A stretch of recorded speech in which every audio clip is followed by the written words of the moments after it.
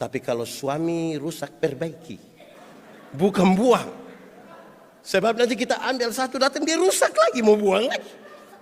Lama-lama dia tidak rusak, kita yang rusak.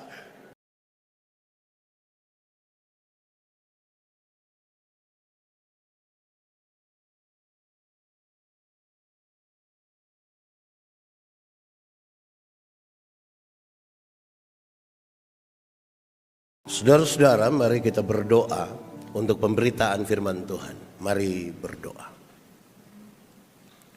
Ya Tuhan, Bapa yang kekal, Bapa yang mulia, kami datang kepadamu, kami mohon. Tolonglah kami di waktu di mana kami akan membaca dan merenungkan firman Tuhan. Dalam pikiran kami ini ada banyak sekali hal yang bisa saja lebih mendominasi daripada firman-Mu yang akan disampaikan. Dalam hati kami banyak sekali perasaan. Kami minta kepadamu Tuhan, tolong. Supaya hati, pikiran kami diarahkan kepada pemberitaan firman saat ini. Telinga kami mendengar banyak sekali hal. Mata kami tertuju dan melihat banyak hal dan gerakan. Kami minta Tuhan tolong. Supaya semuanya itu dapat kami arahkan hanya kepada pemberitaan firman Tuhan hari ini. Berkatilah hamba-Mu yang akan menyampaikan firman, dan berkati semua jemaat yang hari ini mempersiapkan dirinya untuk pemberitaan firman. Kami rindu pada firman-Mu ya Tuhan. Berfirmanlah bagi kami. Di dalam nama Yesus, firman yang hidup itu kami berdoa. Amin.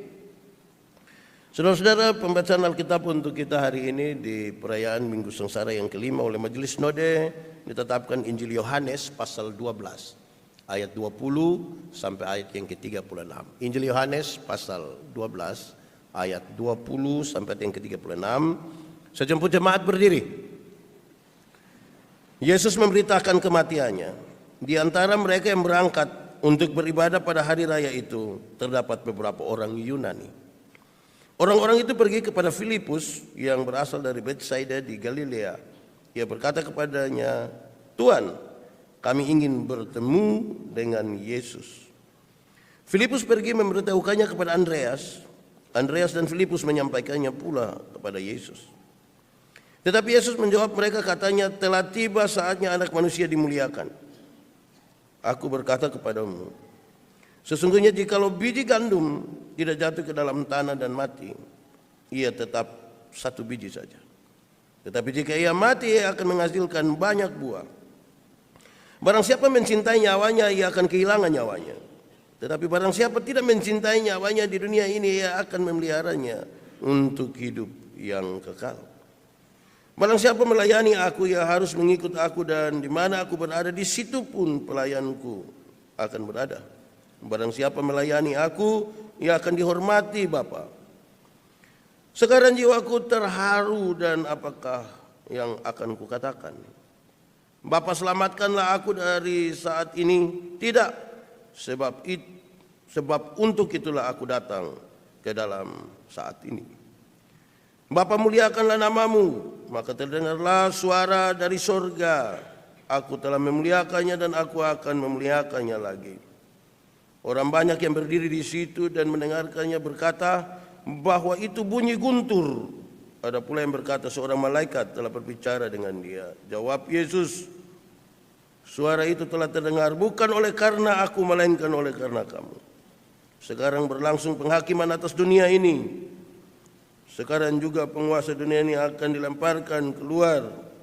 Dan apabila aku ditinggikan dari bumi, aku akan menarik semua orang datang kepadaku. Ini dikatakannya untuk menyatakan bagaimana caranya ia akan mati. Lalu jawab orang banyak itu, kami telah mendengar dari hukum Taurat bahwa Mesias tetap hidup selama-lamanya. Bagaimana mungkin engkau mengatakan bahwa Anak Manusia harus ditinggikan? Siapakah Anak Manusia itu? Kata Yesus kepada mereka, hanya sedikit waktu lagi terang ada di antara kamu. Selama terang itu ada padamu, percayalah kepadanya, supaya kegelapan jangan menguasai kamu.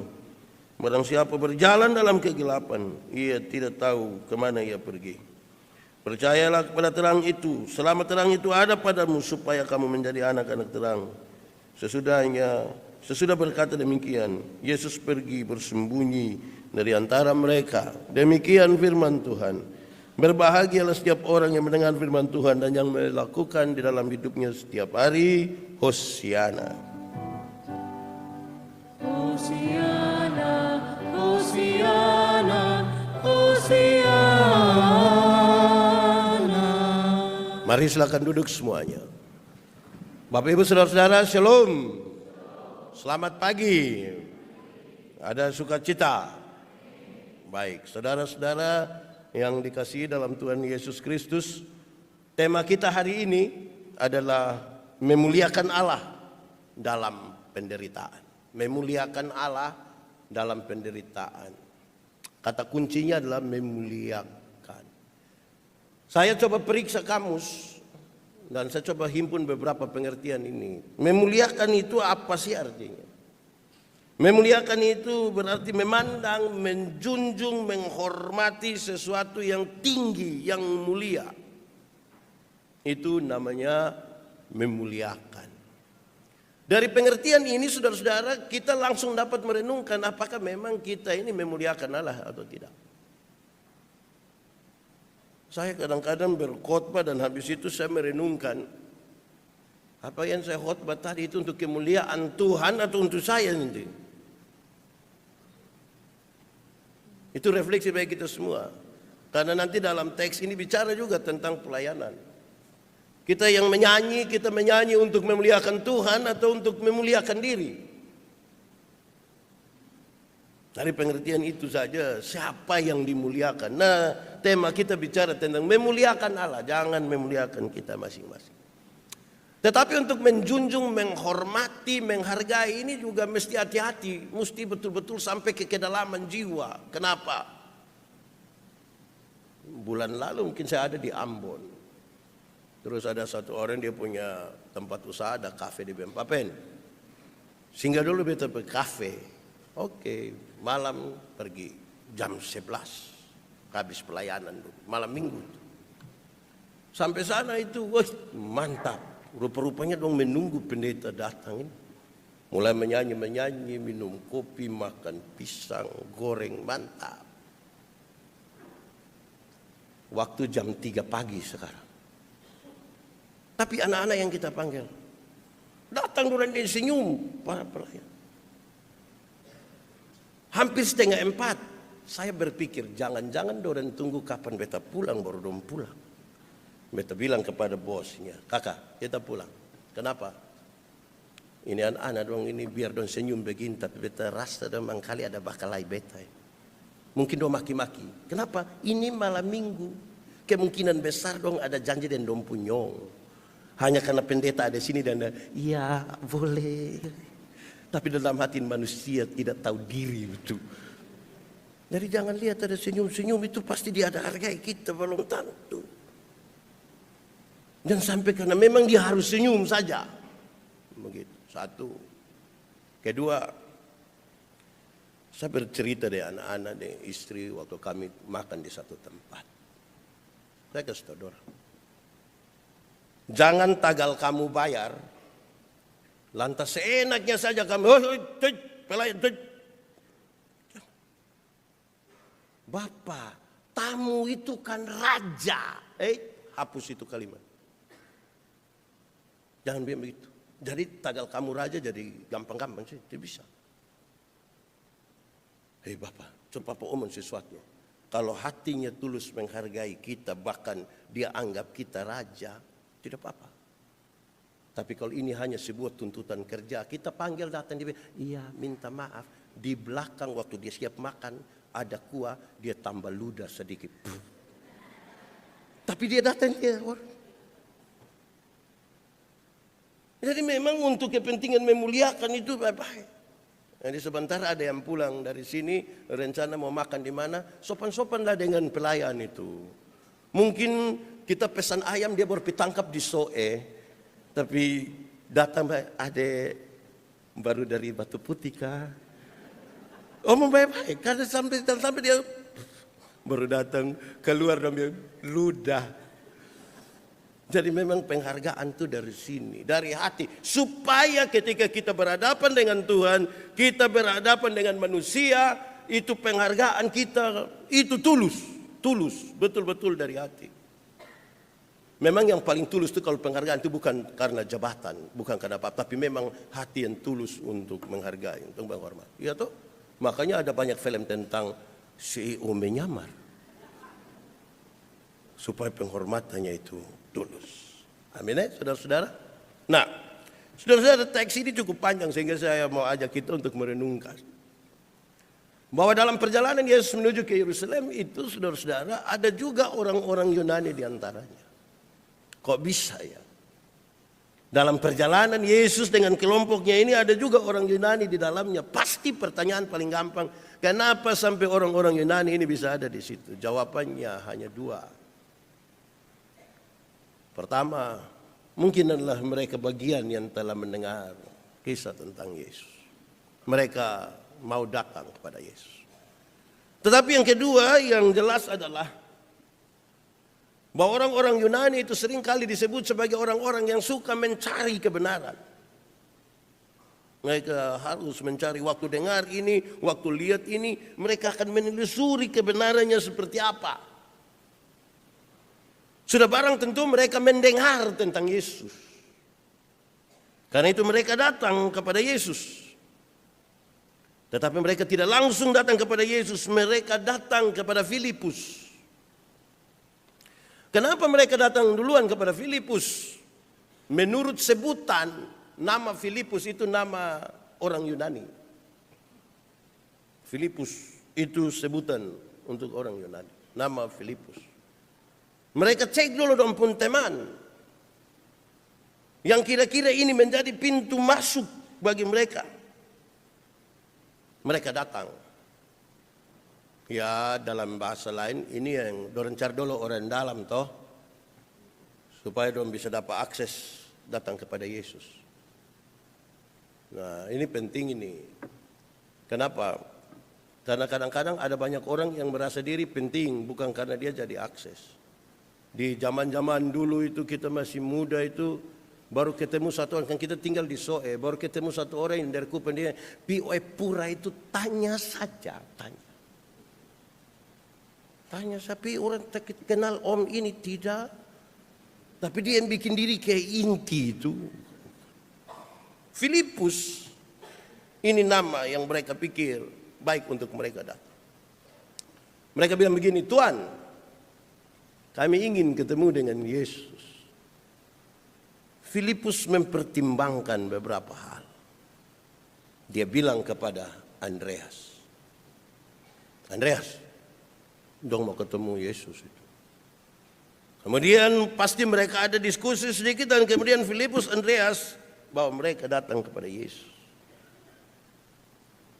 Apa sih yang menjadi percakapan mereka? Saya membayangkan saudara-saudara, Andreas orang yang tahu pasti. Kalau kita melihat kisah bagaimana Tuhan memanggil Andreas dan kemudian Andreas membawa beberapa orang datang kepadanya. Semakin yakin bahwa Andreas tahu dengan pasti bahwa Yesus tidak akan menolak siapapun yang mau datang kepadanya. Tuhan Yesus tidak akan menolak siapapun. Bahkan dia dari orang-orang Yunani sekalipun. Yesus tidak akan tolak. Yesus juga berjumpa yang orang-orang Samaria. Yesus tidak tolak. Saya meyakini Yesus tidak akan menolak orang Timur juga, dia tidak tolak. Dia akan menerima siapapun yang mau datang kepadanya. Begitu.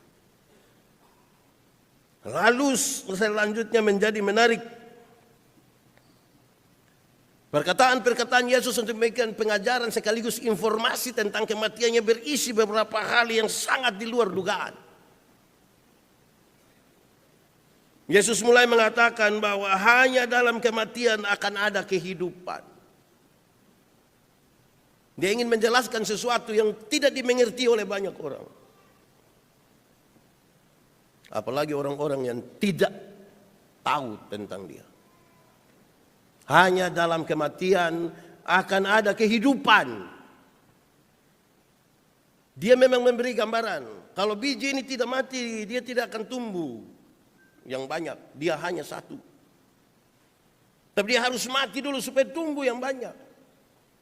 Dalam konteks kehidupan, dia mau kasih tahu bahwa kita sesungguhnya oleh dosa telah membuat kita binasa. Maka kehidupan itu akan ada kalau kematian itu ada. Supaya mereka diselamatkan dalam kematiannya. Tidak ada satupun yang lolos dari kematian oleh karena dosa. Ya konsisten untuk mengatakan untuk penyelamatan itu mati. Kemudian dia akan menyerahkan dirinya untuk itu.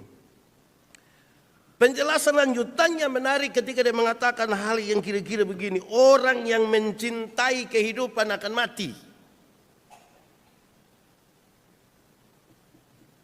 Tapi siapa yang kehilangan nyawanya akan hidup. Dia ingin mengatakan begini, saudara-saudara. Bahwa mereka yang hanya mencintai kehidupan saat ini terdorong untuk dua hal. Dan saya waktu renungkan bagian ini saya pikir memang betul. Kita yang mencintai kita pun hidup ini, dan saya suka tanya bilang, surga lebih baik atau dunia lebih baik? Kan kita bilang surga. Dan siapa yang mau pergi sekarang? Kan kita juga tidak mau pergi. Kita masih mau hidup. Bahkan seumur 900 juga kita masih doa minta umur panjang, 1200. Tapi Yesus ingin mengatakan, yang mencintai kehidupan untuk hari ini dia terdorong untuk dua hal. Yaitu, satu, dia terdorong untuk nafsu mementingkan dirinya sendiri. Kepentingan diri sendiri.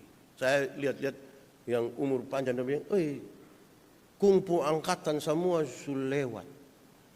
Tinggal kung. Kung dulu. Nah itu. Satu. Kedua, Tuhan suka kasih umur panjang bisa lihat anak upu dong. Dia juga. Jadi semua hanya untuk kepentingan dirinya.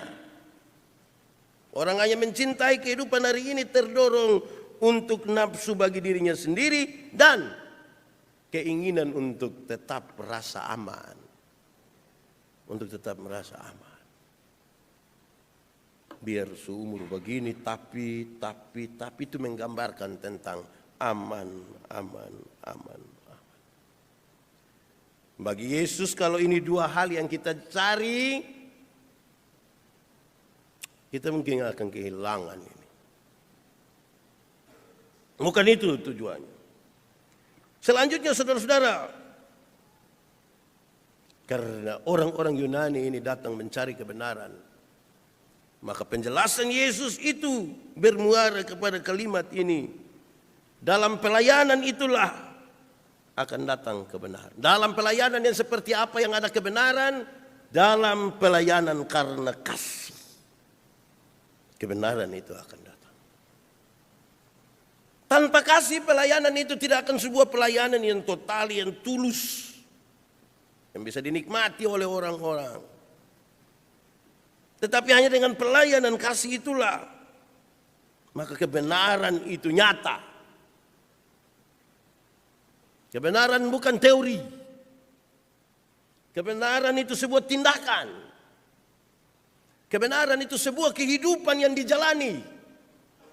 Kebenaran tidak sebuah pengertian kosong. Kebenaran bukan ucapan-ucapan yang keluar dari kata-kata dan nyanyian-nyanyian saja. Kebenaran adalah sebuah tindakan terus menerus. Orang memahami ini benar.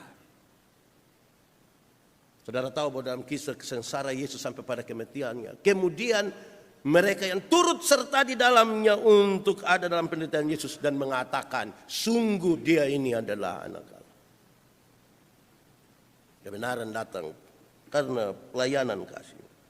Saudara-saudara, rupa-rupanya kita mengingat bahwa seolah-olah ketegangan di dalam diri Tuhan Yesus itu antara kehidupannya sungguh-sungguh sebagai manusia dan sungguh-sungguh sebagai Allah terjadi ketika dia ada di taman Getsemani waktu dia berdoa. sampai keringat seperti darah itu. Tetapi teks ini mengatakan tidak.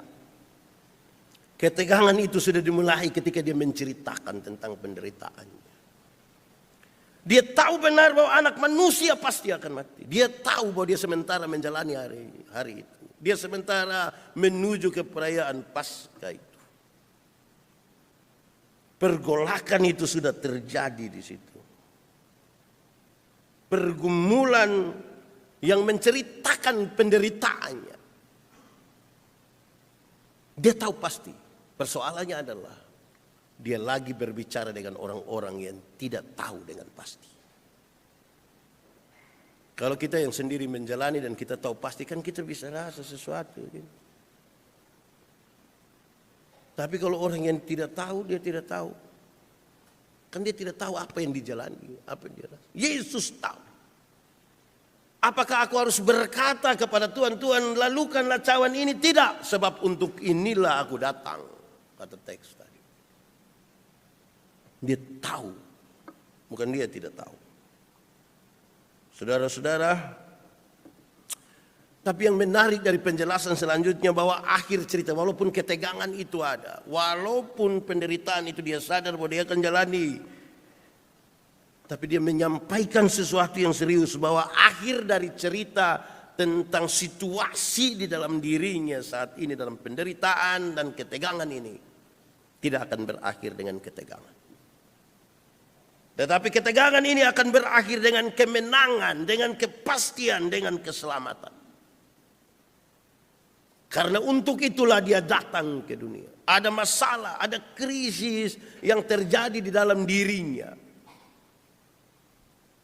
Ketegangan ini, krisis ini tidak akan berakhir dengan krisis.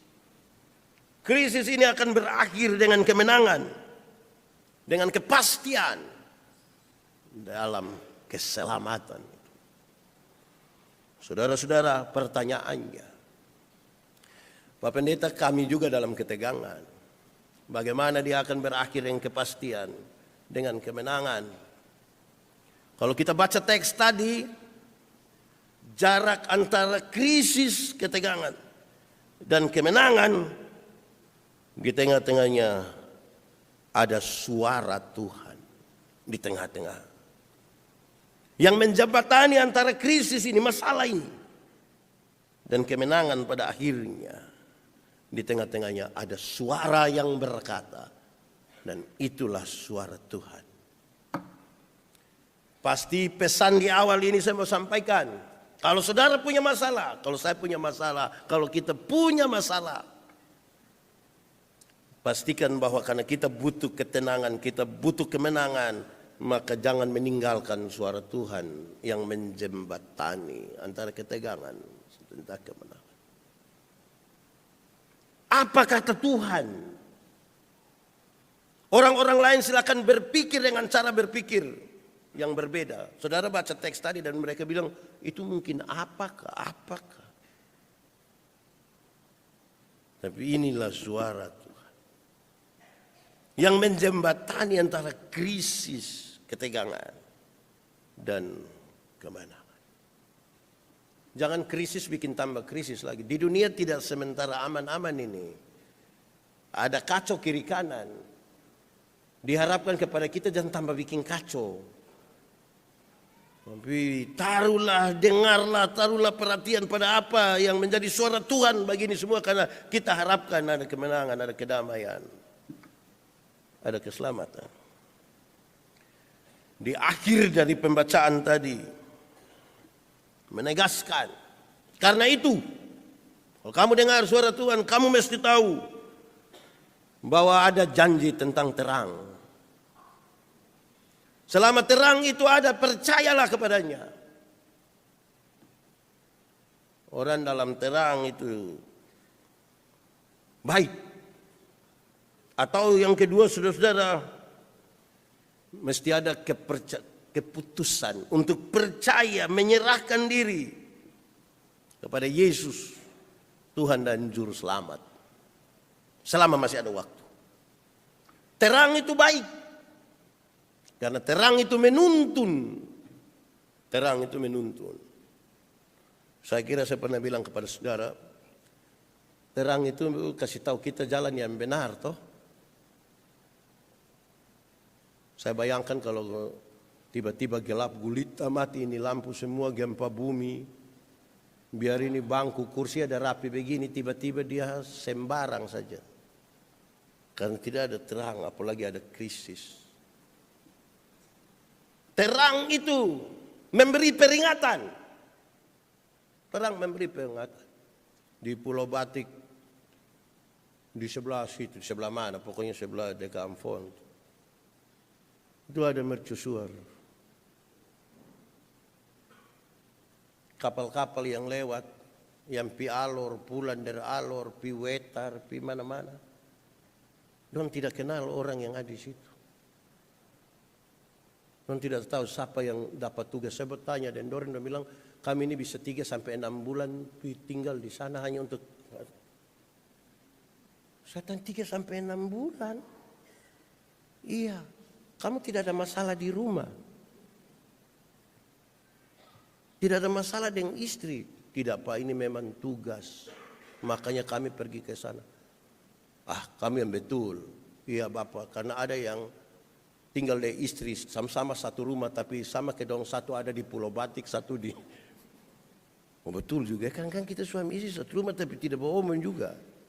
Masing-masing asik sendiri dan dia punya. Mesti kalau istri yakin ke mana begitu tanya biar Bapak petugas di mercusuar. Saudara-saudara, terang itu kasih peringatan. Ingat di sini ada batu besar. Dia menuntun. Kita saudara naik pesawat kalau pulang malam-malam dia mau landing kan. Dia suka tahu memang ada lampu biru itu naik ikut situ. Jangan lewat sebelah sini. Sebab kalau kamu landing di sebelah sini, pasti keluar di Metro TV. Jadi dia menuntun supaya kita selamat itu. Nah terang itu ada sumber. Jangan bikin terang sendiri, kan kita pun terang itu ada dari suara Tuhan itu terang.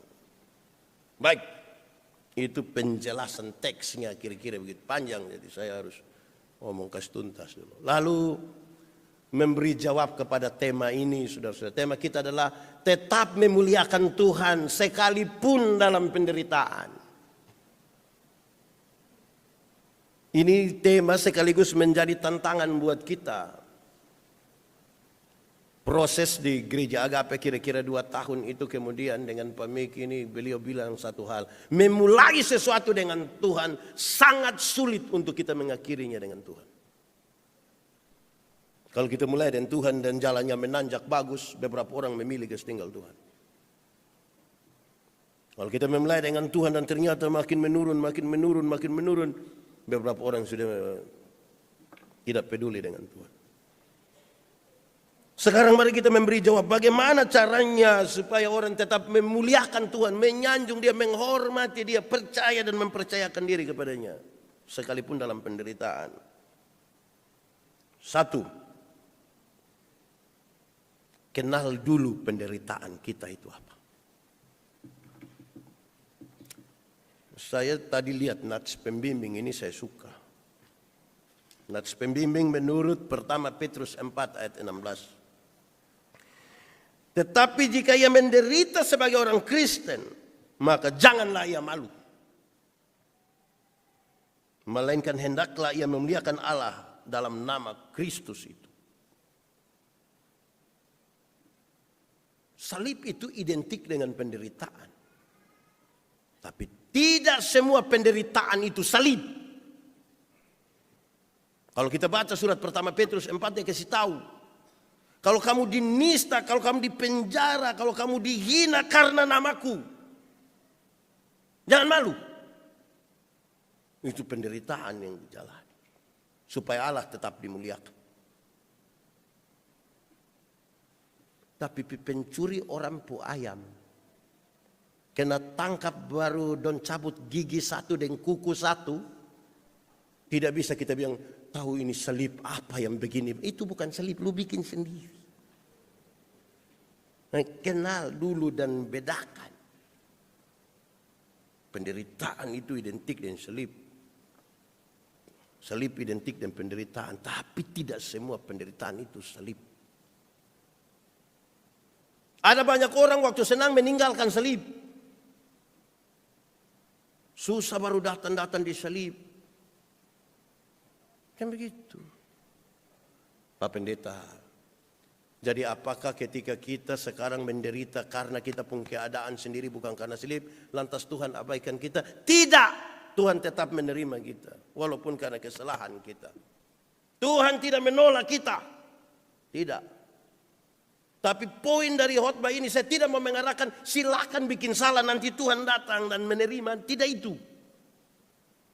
Poinnya adalah periksa kita punya penderitaan yang identik dengan salib itu Tuhan menerima. Apa? Supaya dia tetap dimuliakan. Jangan malu. Jangan malu. Karena hal-hal yang baik. Supaya tetap memuliakan Tuhan. Jangan malu. Kita ini kadang-kadang ada masalah nih yang kita pikir duluan, ini malu kok tidak. Nanti tetangga dong bilang apa, ipar-ipar bilang apa, kawan kantor bilang apa. Itu bikin kita jadi sudah tambah berat. Beban kita saja sudah berat. Berat badan saja sudah berat. Ditambah lagi beban dan berat badan. Kan tambah berat. Akhirnya jalan sudah tidak. Kenali dulu. Supaya apa? Dengan pengenalan akan penderitaan itu nama Tuhan tetap dipermuliakan. Hari ini saudara renungkan sendiri. Kita sementara dalam persoalan apalah begitu. Tapi ini benarkah di jalan Tuhan? Jangan malu. Jangan malu. Kalau kita baca surat pertama Petrus dia kasih tahu. Penghakiman dimulai. Dan dia dimulai dari rumah Tuhan sendiri. Kalau orang yang di dalamnya hampir-hampir tidak mampu bertahan, apalagi mereka yang di luar. Ya malu. Ini anak tadi yang menyanyi duluan itu anak mana lah. Anak soeko anak mana itu. Anak tunas remaja. Jangan malu kalau menyanyi di muka. Menyanyi saja. Bagus-bagus tuh menyanyi. Begitu bagus. Anak yang tadi kedua menyanyi itu anak sekolah minggu. Bagus menyanyi. Tampil. Tadi. Neng. Nah. Bagus. Ini sebentar kita lihat pemuda lain. Pemuda sini pemuda lain. Karena sudah makin dewasa itu makin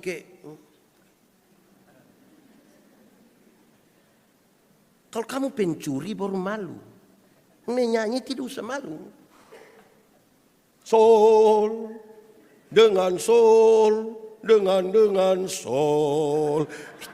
Menyanyi. Di gereja ini banyak yang tahu menyanyi mau panggil pimpin jadi singer saja susah. Orang ini.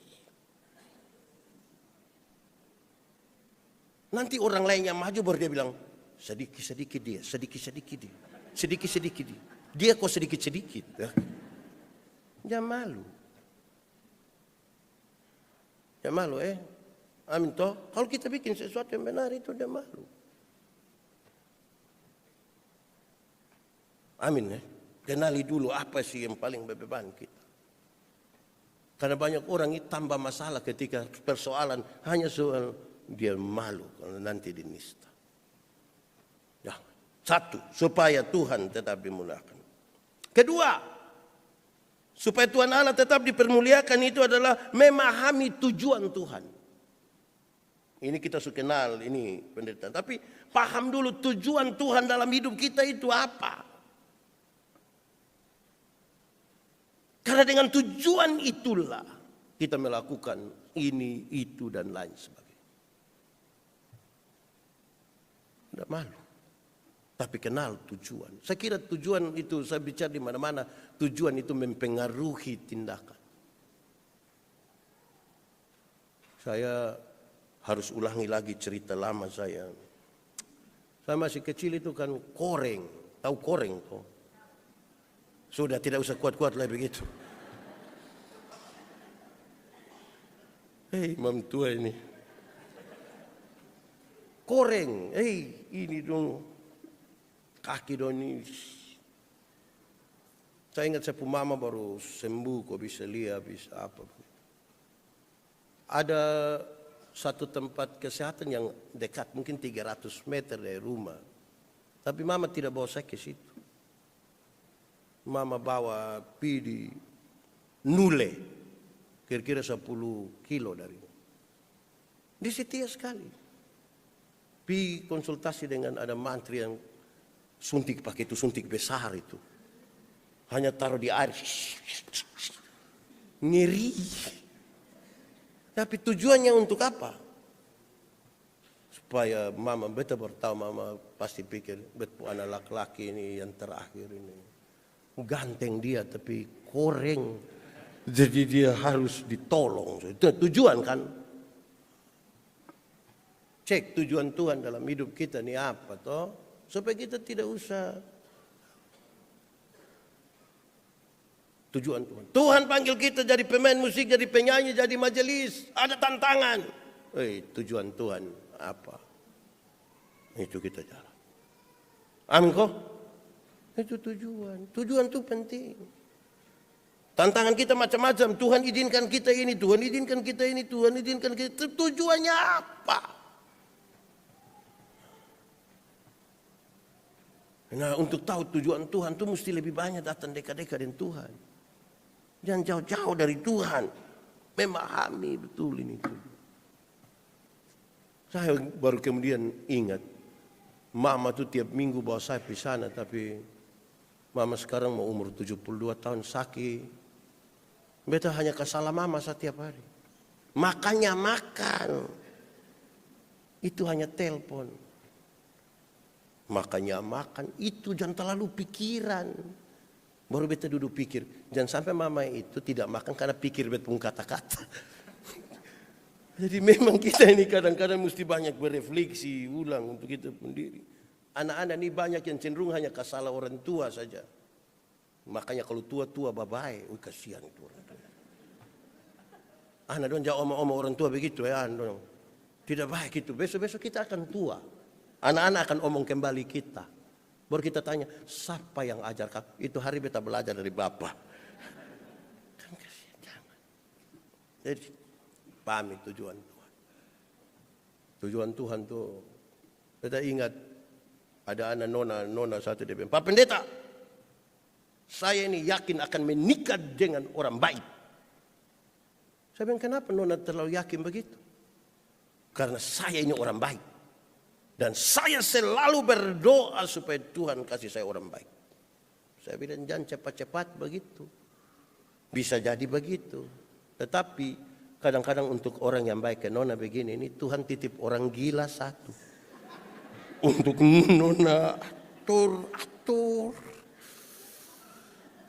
Ada yang dia punya suami mulai gila. Itu ada tujuan Tuhan untuk kita atur.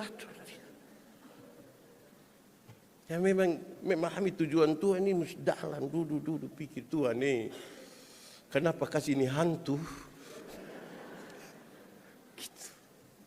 Ya dibukan cerita tadi KLN ada tulis apa lagi itu barang itu. Ini ballpoint ini tidak jadi. Beta langsung bilang buang. Dalam hidup ini ada hal yang kalau rusak itu diperbaiki, tapi ada hal yang kalau rusak itu perlu dibuang. Ballpoint termasuk di hal kedua. Kalau begini rusak buang. Tapi kalau suami rusak perbaiki. Bukan buang. Sebab nanti kita ambil satu datang dia rusak lagi mau buang lagi. Lama-lama dia tidak rusak kita yang rusak. Nah, begitu. Jadi periksa tujuan Tuhan itu penting. 3, supaya Tuhan tetap dimuliakan. Mengimani, kita mesti mengimani bahwa segala perkara dapat ditanggung di dalam Dia yang memberikan kekuatan. Menyanyi saja. Segala perkara dapat ku tanggung di dalam Dia yang memberi kekuatan. Tuhan Yesus penolong dan sahabat. tetap percaya Tuhan. Kita ulang supaya Kak Edwin duduk lurus sedikit. Segala perkara dapat ku tahu di dalam Dia yang memberi kekuatan, Tuhan Yesus penolong dan sahabat. Tetap percaya Tuhan. Percaya Tuhan. Percaya bahwa segala perkara, krisis, ketegangan yang kita alami, Tuhan sanggup memberikan kepada kita jalan. Amin. Itu harus diimani. Iman itu berkata tentang dua hal. Percaya dan mempercayakan diri. Banyak orang percaya, tapi belum tentu mempercayakan diri. Kita bisa percaya, tapi belum tentu mempercayakan diri. Bagaimana bisa mempercayakan diri? Kenal dengan pasti. Tadi malam ini penyegaran iman kaum bapa di Kaniti sana, saya masih omong itu kisah lama tentang orang mau bawa gerobak pisau belah, ikut tali, terus dia tanya sekretaris, kamu percaya bahwa ini orang bisa bawa gerobak ke sebelah sana di atas tali? Percaya. Sampai sana dia kembali, kamu percaya kalau dia bawa gerobak isi pasir di atas? Percaya. Oke, sekarang mau kembali dia sekretaris, kamu percaya bahwa yang kembali itu dia mau bawa gerobak tapi muat orang di atas? Separuh bilang, kenapa? Pasir beda dari manusia. Kalau pasir kan dia pasti berdiam diri saja. Manusia kalau tiba-tiba ada ingus ikut sini dan dia jatuh. Terus sekretaris yang percaya angkat tangan. Ada berapa orang percaya? Terus tanya, nama siapa? Putri. Putri percaya kalau beliau bisa bawa. Percaya. Putri mau naik? Oh jangan. Kenapa? Sio masih kecil. Mulai alas. Tanya, yang percaya, percaya. Mau naik? Tidak berani. Tidak berani. Percaya? Iya naik. Masih urus MBG. Dia bisa naik. Percaya? Iya berani naik. Tidak. CEO ini belum naik. Terus ketika semua yang percaya tidak mau naik, ada anak kecil. Dia yang sama. Dia langsung naik. Semua orang memandang dia. Waktu beliau mulai jalan, semua diam. Tahan napas. Dorang takut dong bernapas, itu anak jatuh. Ketika dia sampai di sebelah dengan selamat, semua tepuk tangan. Woi luar biasa. Dan datang dari Adi. Nama siapa? Yandi. Kenapa lu terlalu berani? Beta terlalu percaya. Kenapa? Karena yang bawa ini beta pun bapa. Beliau latihan tiap hari. Malam-malam dia tidak tidur. Dia latihan saja. Dan beta percaya bapa itu tidak akan pernah mencelakakan. Beta pun bapa masa mau kecelaka beta. Memberi iman itu seperti anak-anak tuh Tuhan bilang tuh. Anak kecil tuh kalau kita taruh dia di balkon situ, dia pun bapa di bawah, kita bilang, adek lompat. Dia lompat. Yang setengah mati itu dia pun bapa, tangkap. Tapi coba kasih dia pun mama yang di atas. Baru dia pun bapa bilang, sayang lompat. Mungkin kurang romantis. Ayang. Saya mau tanya, ayang berani lompat? Ayang berani lompat? Sutua tulang apa? Tulang kenapa? Keropos kok kerapu? Oh keropos. Nah, kadang-kadang nih untuk mempercayakan diri kepada Tuhan. Percaya oke, sudah percaya. Mempercayakan diri itu kita terlalu banyak sampai di titik yang kemudian kita sulit untuk mempercayakan kita pun hidup. Akhirnya Tuhan tidak dimuliakan. Percayalah segala perkara dapat Tuhan bantu kita. Amin. Itu. Berikut. Saudara-saudara, kemuliaan Tuhan itu tetap akan dinyatakan sekalipun dalam penderitaan kalau kita tidak hanya berpikir tentang kesenangan dan kepuasan sesaat. Kalau orang hanya berpikir tentang kesenangan dan kepuasan sesaat, Tuhan tidak akan dimuliakan. Karena kalau di sini, ya dia bisa pindah sini. Karena kesenangan yang sifatnya sesaat. Mencari kepuasan-kepuasan yang sesaat. Bagaimana Tuhan dimuliakan oleh kita yang hanya mencari Dia untuk kepentingan sesaat? Tidak bisa. Kalau hati dan pikiran kita tertuju kepada kesenangan dunia, semua yang sifatnya hanya sesaat, tidak bisa. Saudara, hal itu serius. Kita hidup di tengah-tengah dunia ini, saudara. Memang kekekalan itu apa ya? Begitu. Tentang kekekalan itu, orang akan berpikir kali bagi, karena hidupnya nanti.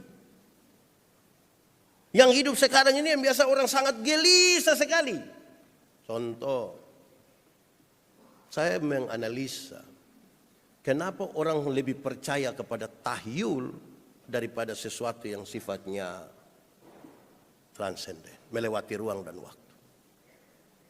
Karena tahyul itu berkaitan dengan sesuatu yang kira-kira akan terjadi saat ini.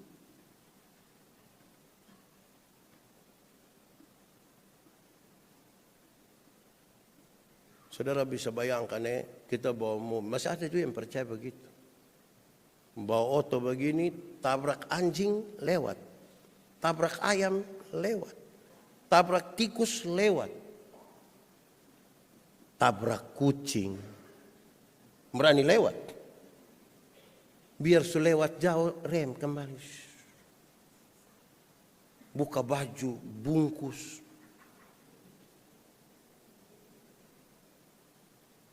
Kenapa?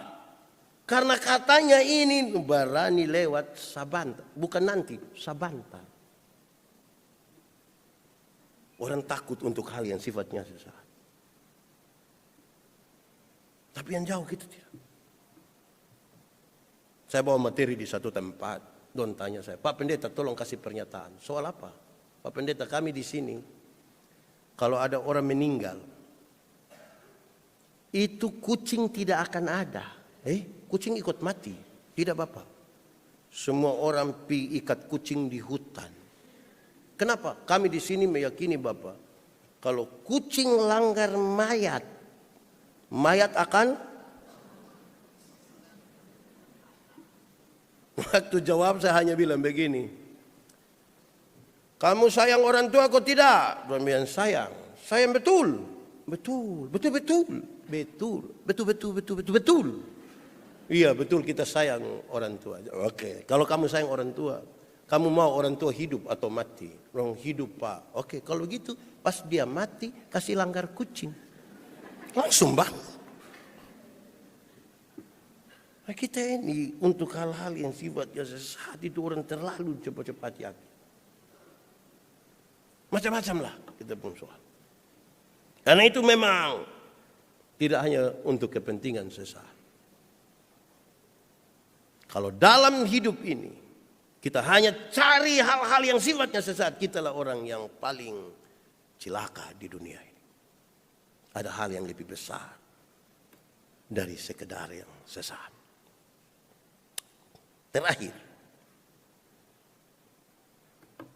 saudara-saudara, supaya Tuhan itu tetap dipermuliakan, maka belajar dari Tuhan Yesus itu ada satu kalimat yang pendek tapi sekira kuat, yaitu kemurnian pengorbanan.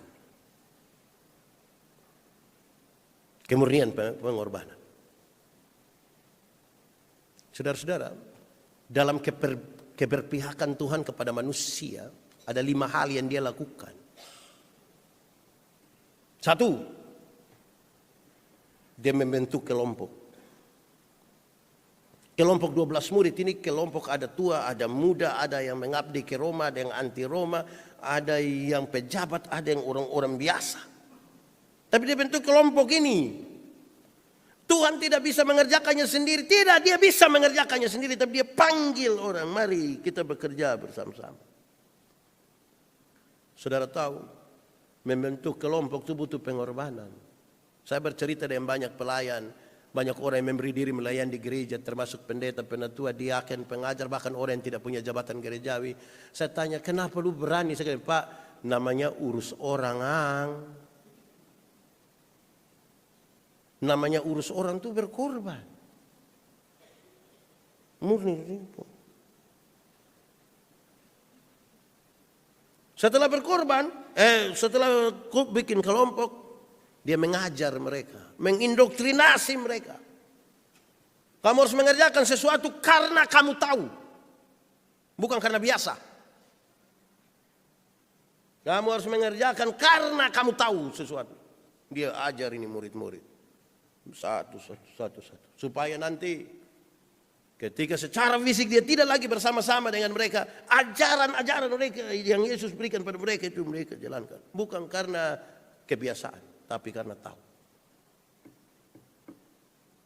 Sekali lagi, pengorbanan. Belajar itu bukan mahal. Itu mahal. Saya urus sekolah ini, kalau kita di kampung kita pusing. Di kota juga ada sama. Kalau ada keputusan bilang, ini jangan jadi keputusan. Mulai dari begini. Kalau ada kumpul keluarga untuk acara nikah atau untuk urus orang mati, itu pakai nama tulis di buku tamu. Keluarga menobe 1 juta, mesti tulis. Bila perlu foto baru kirim yang. Mama, taruh 25, jangan. Pak Yandi 1 juta. Tapi kalau di sekolah ada keputusan, uang komite naik 5.000. Langsung lapor di Polda, langsung. Cita-cita ini anak dong sekolah tinggi, pintar, tapi berkorban tidak. Belajar ini butuh berkorban, itu mesti berarti. Laporan langsung muat di NTT update. Viral. Setelah ini orang diindoktrinasi, Tuhan Yesus melakukan sebuah tindakan lagi. Ketiga, dia turun berjumpa dengan semua orang. Bahkan dengan mereka yang kusta sekalipun, yang oleh masyarakat mereka mesti dijauhi. Mendatang berjumpa, menyembuhkan mereka, merawat mereka. Bentuk kelompok, indoktrinasi, turun. Turun berjumpa dengan orang ini, ini mesti hati. Urus langsung. Omong ini gampang, urus. Kita tanya anak mantu dong, sayang mama mantu, sayang. Kok habis tidak mungkin kita kenal kita pun suami kalau kita tidak kenal dia. Kalau kita tidak urus, dia setengah mati. Nah sekarang dia sakit berat, anak mantu mau urus. Anak mantu jadi mantu. Dia puka rotok. Karotok tuh bahasa Indonesia apa ya? Dahak. Itu anak mantu sebenarnya. Kalau ini anak mantu mondor. Di muka mertua itu kita omong dan baik-baik. Ketika mertua bilang, aduh kasihan saya pu anak ini sudah urus mama. Terus kita juga bilang, tidak apa-apa mama, namanya kan.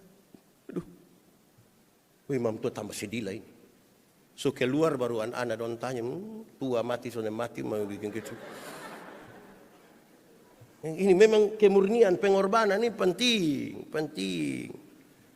Sebab kalau tidak murni dari hati tidak bisa, kita Karena urus orang. Nah pesawat kok tiba-tiba dia mulai turun dari ketinggian yang normal. Itu dia mau turun dan dia bilang, untuk kenyamanan dan kebersihan, maka kru pesawat akan datang kok ambil itu sampah-sampah. Wih dong datang. Dong yang ambil sendiri, dong yang bilang terima kasih di kita. Lebe-lebe. Piko ambil orang lain pus sampah dan kita yang terima kasih kembali pi dia ini. Apa itu? Itu butuh hati yang kalau mau Allah dipermuliakan tetap periksa kemurnian. Kemurnian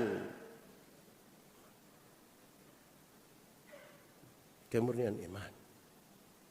Kadang-kadang kita tidak murni. Satu dua hari lalu ada kami bawa jenis bantuan kayak ada satu tempat lah. Sejumlah teman tahu kalau itu orang tuh pernah mengkhianati saya. Lo sepikir baik-baik. Iya. Kenapa? Nah ini kemurnian dites ini. Terus saya bilang begini, saya ingin ajar dia. Ajar. Baru saya bilang pikir, tidak boleh kalau kasih itu untuk itu. Kalau mau memberi saja. Tidak boleh karena saya harus periksa hati. Tidak bisa. Turun langsung. Keempat.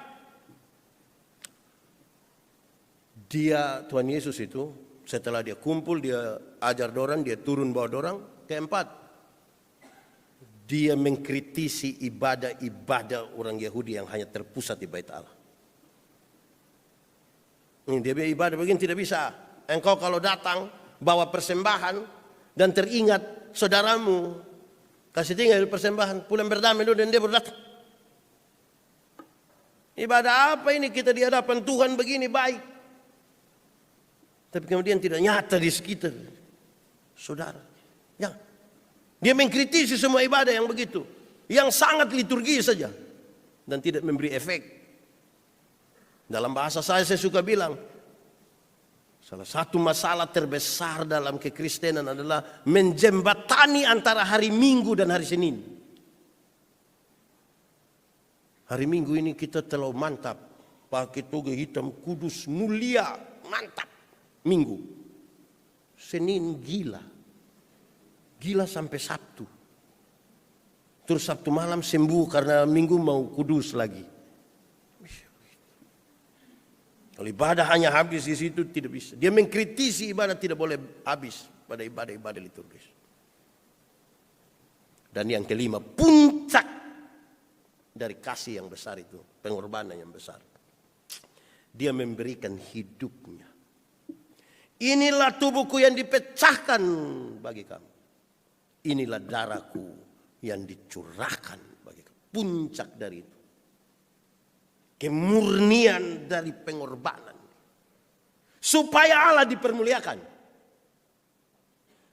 Supaya Allah dipermuliakan. Itu butuh hati yang murni, yang kuat. Tanggal 13 malam itu kami ibadah dengan ini. Difabel, kelompok difabel.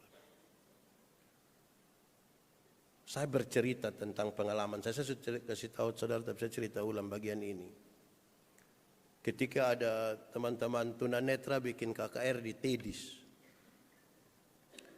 3 malam dorang buat. Malam pertama yang khotbah itu juga orang buta. Ketiga baru saya. Yang main, yang menyanyi buta semua. Jadi saya tanya ini maksud apa ini?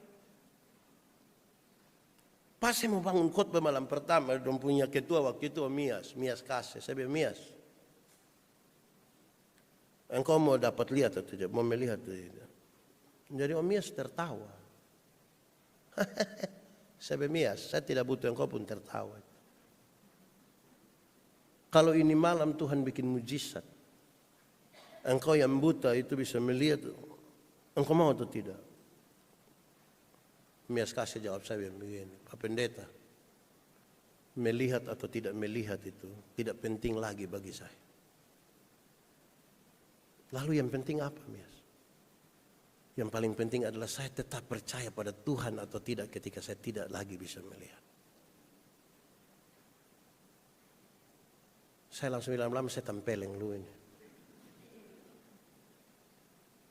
Melihat atau tidak melihat tidak penting bagi saya lagi. Mungkin karena memang seumur hidup dia tidak melihat. Tapi kalimat yang kedua ini penting. Apa saya tetap percaya pada Tuhan? Sekalipun tidak. Walau ku tak dapat melihat semua rencanamu, Tuhan. Tuhan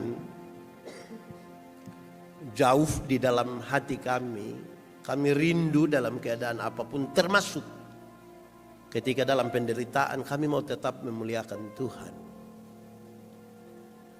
Tapi kerinduan ini tidak gampang, tidak seperti segampangnya kami berkata-kata atau ketika hambamu mengotbahkan hal ini. Kami butuh Tuhan, tolonglah kami, buatlah kami menjadi orang yang tetap akan memuliakan Tuhan dalam situasi yang paling berat sekali.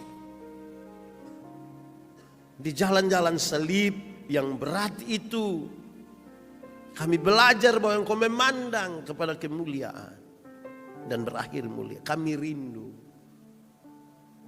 Berikanlah iman, peganglah tangan kami, tuntunlah kami. Sempurnakanlah firman-Mu di dalam hidup kami Tuhan. Karena kami semua sangat terbatas. Terpujilah nama Tuhan. Di dalam nama Yesus kami berdoa. Amin.